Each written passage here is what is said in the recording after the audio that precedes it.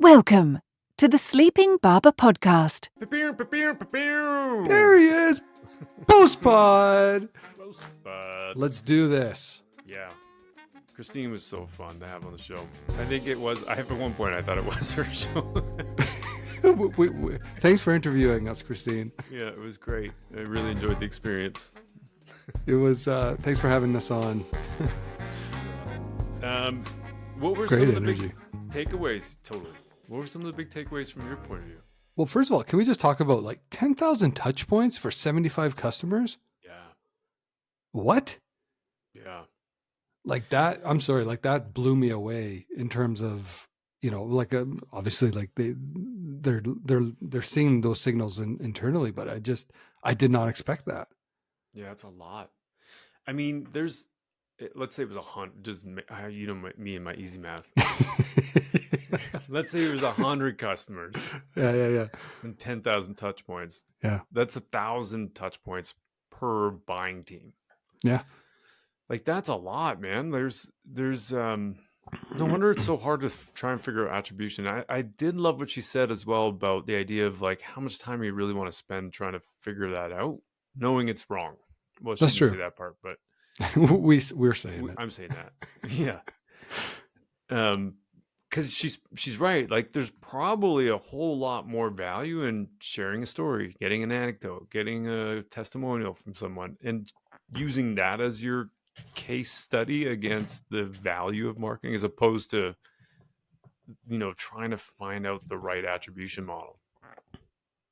I would say that applies for any organization, honestly. Totally. Like it doesn't even like there's a rabbit hole. I think attribution of itself is a rabbit hole, right? Yeah. And I think if you want to really start measuring like your holistic marketing effectiveness, if you will, that you have to start leaning towards things like MMMs and things like that. You're not going to find the answers in attribution. Attribution is just that one layer. Yeah. Like Avinash used to said that, the ladder of awesomeness.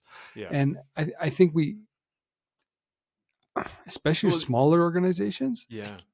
you can't overinvest your time there. Yeah. Like the data-driven attribution model, I think Avinash had said something like, it sucks less. Exactly. It still sucks, by the way. Just a little less.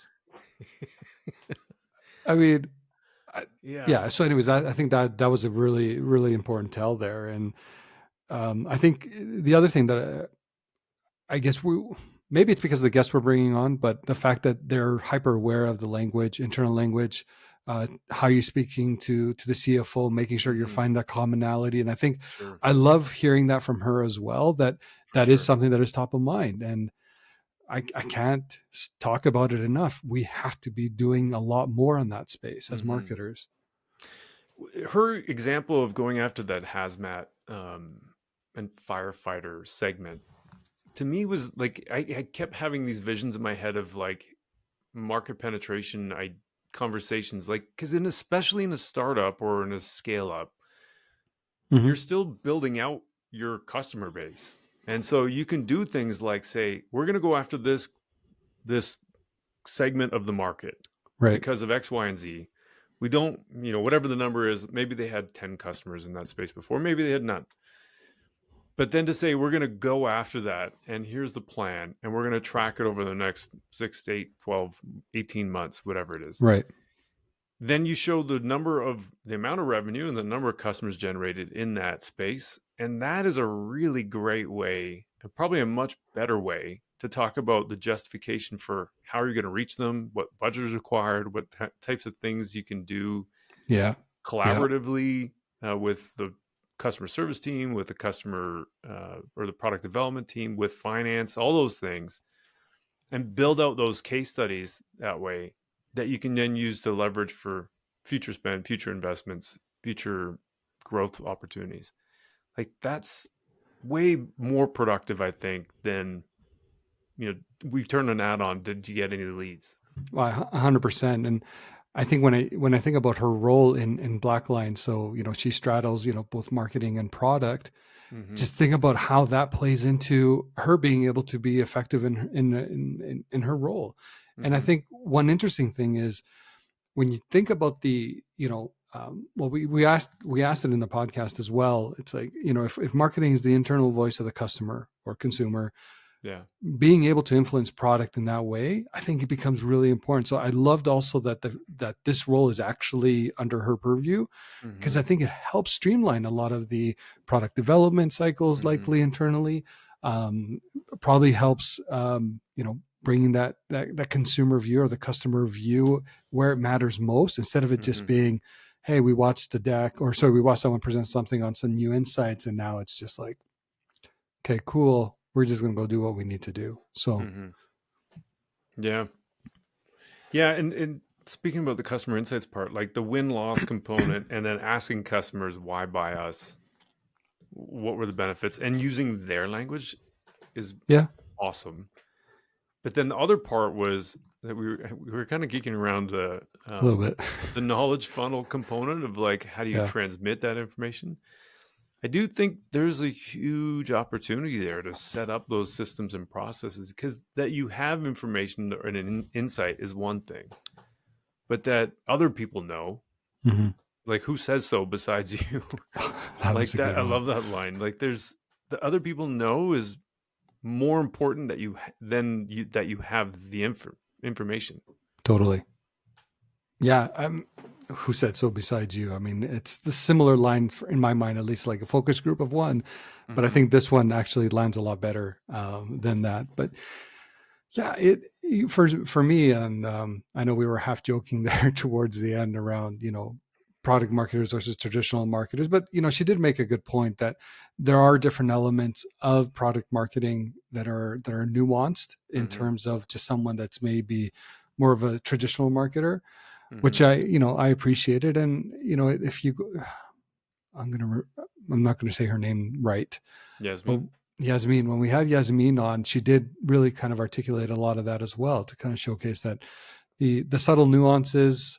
I think I remember in that post pod, I talked about maybe they're the truest version of a marketer, just because of all the different elements that they touch, and they have to touch, because it's just usually the size of the organization just forces a lot more on those people. But it just goes back to, making sure that you're using your consumer insights or customer insights to afford product in this case, but is driven through a lens of marketing, which I think is important. On that note, she mentioned a lot of the idea around cross training, which I thought was really cool. And in context of the product marketer versus the growth marketer, demand gen, lead gen, whatever you want to call those, everyone, the ninjas and whatnot that are out there. I do think there's a ton of value in just getting everybody on board with the fundamentals of marketing. I agree.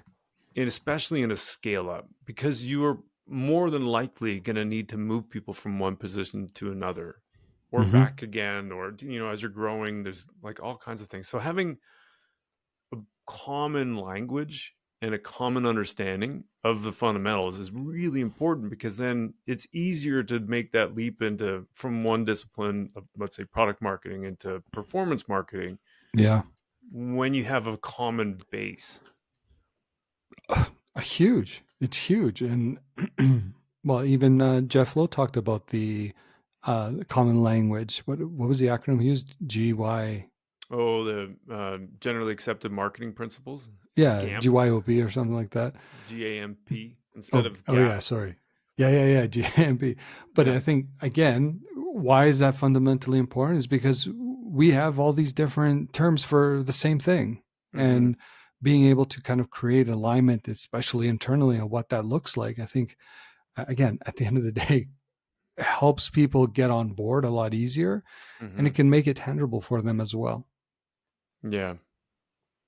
The other one I thought was cool too, the corporate finance for non-finance leaders, the course that she'd taken. That'd be a great refresher at some point. I know we're like recent MBA graduates. Yeah. And it's all top of mind right now. I was going to say, there's a giant leaking part of the funnel in my brain. Oh, mine too, man. Some of that didn't stick as much as others. I'm with you. But it's one of those things that, again, it wouldn't be a bad thing when you start up again to kind of get that refresher, because it's just, again, so fundamentally important. Totally. Yeah, that was a really fun conversation, V. I'm really glad we got a chance to speak with her about that. Yeah, no, Christine, if you're still listening, first of all, thanks for being such a huge follower of the podcast. I think it's important to us, and we appreciate all the kind words. But thank you for taking time and actually meeting with us. It was a fantastic conversation. We're really excited to see how your work progresses there with Blackline. Yeah. Okay, V, until next time. Go chase profitability. Look at this. Yeah. Who is this guy? I love it. Next time we're going to have to do that with harmonies.